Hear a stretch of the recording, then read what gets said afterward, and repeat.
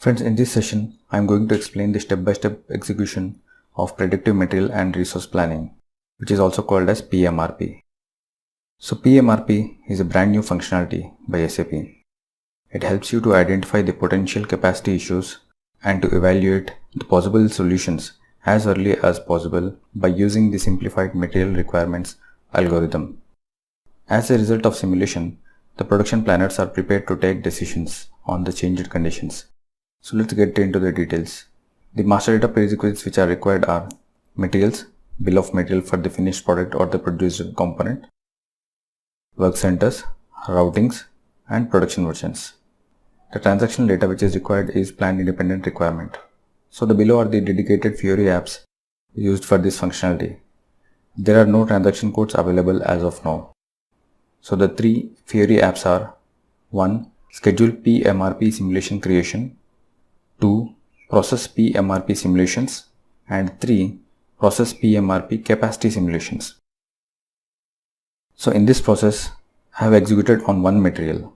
The same process you can apply on multiple materials or plants with a different criteria.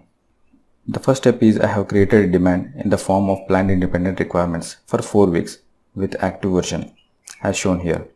So for week 1 I have taken 80, for week 2 90, for week 3 85, and for week 4 60. Let's execute the first app, which is called as Schedule pMRP Simulation Creation, which is used to create pMRP simulative plan. So in this app, you can define which reference data are going to be considered as reference data for the simulation. Then you can start creation of the simulation, which can be processed in the Process MRP Simulations app. So in the screen, I have clicked on the new item and I have given the general information like job template, creation of pMRP data. There are 2 job templates available. One is creation of pMRP data via top level materials and the other is creation of pMRP data via work center. So I have chosen the first one, which is plan via top level materials. So under the parameter section, I have given the ID for reference plan, bucket category as W, start date of reference, end date of reference, and in the simulation name, I have mentioned the simulation ID and the simulation description. In the object selection, we need to mention the plant as well as the material. And then I have selected check and schedule. So once I schedule the job, we can see all the jobs and results as well in the next screen. So here if I see, the first job was already finished. And we can also check on the results by clicking on this document icon. So it will show all the materials for which the simulation has been run. So here for example, there are 4 records passed for 4 different materials in the plant 1710. The second step is process pMRP simulations. So with this app, we can create multiple simulations. So once I click on this process pMRP simulations, the below simulation plan created in our previous step, it now appears in the created status. So here we can see the first one, which is in the created status. If you can go to the simulation summary of the simulation plan, you will see an overview of all the still unresolved issues and the issues you explicitly discarded. So this overview helps us to analyze how these measures helps to solve the capacity issues on the one hand and how close you come to meeting your delivery target on the other hand. For example, here we can see the issue as the capacity overload and what is the root cause in which assembly, and then which is a top level material for which the planning has been done and in which plant, affected calendar period, issue period, as well as the missing quantity.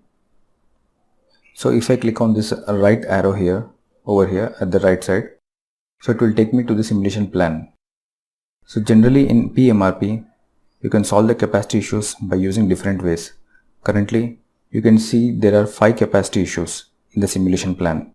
To solve these capacity issues, I have used the below ways. 1. Change the source of supply. 2. Pre-produce. And 3. Change the available capacity.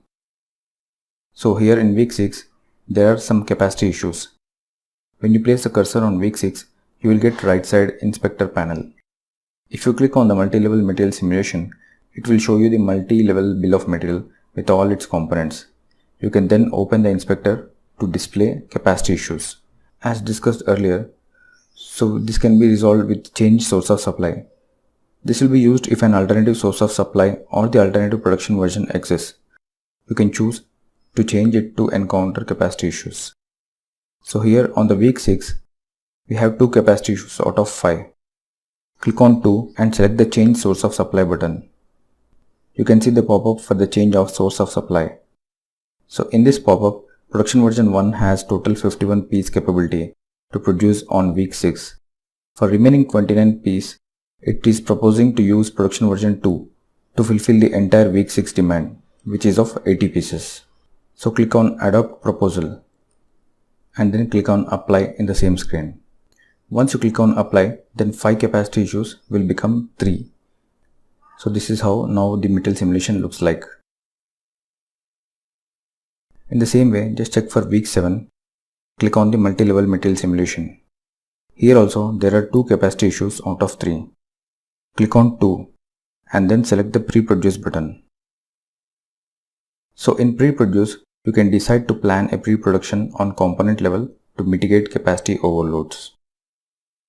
You can see the available pre-production dates, periods for missing quantity.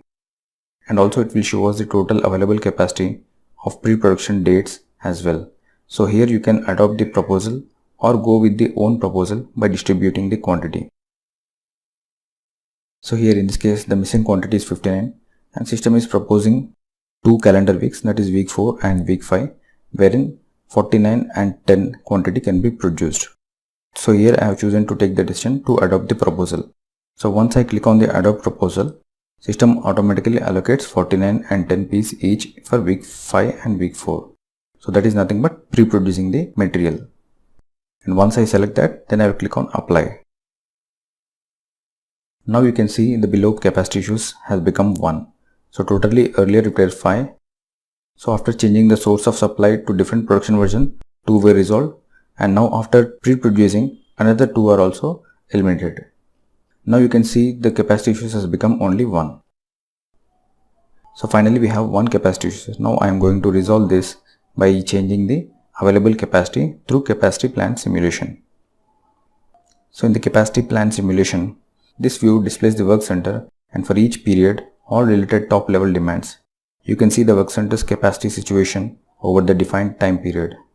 So you have the following options here. 1. Change available capacity. You can simulate changes to the capacity of the work center by changing the available capacity and analyze the result of it. You can also display a graphic with an overview of capacity situation on the work center.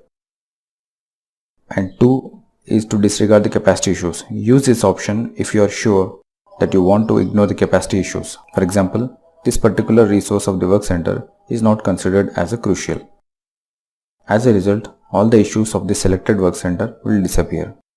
If you want to restore them, you navigate to the simulation summary and restore the issues on the disregarded capacity issues tab.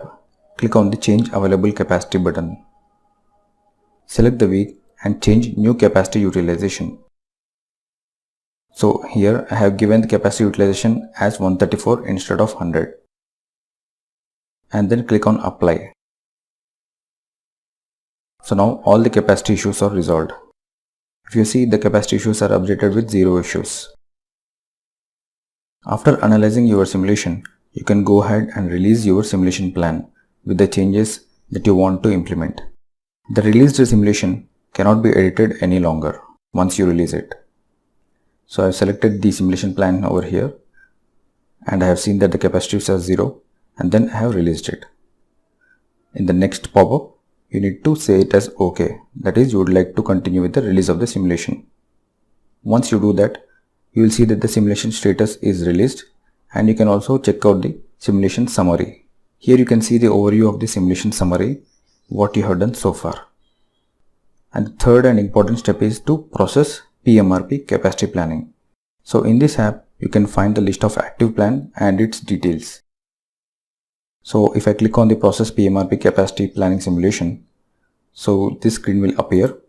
So here you can see the capacity simulation results, which are simulated against each work center, wherein we can see the demand and the remaining capacity in hours for each week which we have planned so far. We can also see the graphics over here to see the feasible load, overload and the available capacity. So this is about the pMRP step-by-step execution process. I hope this was helpful for you. Subscribe to SAP Tutorial Point to get to know about more topics like this.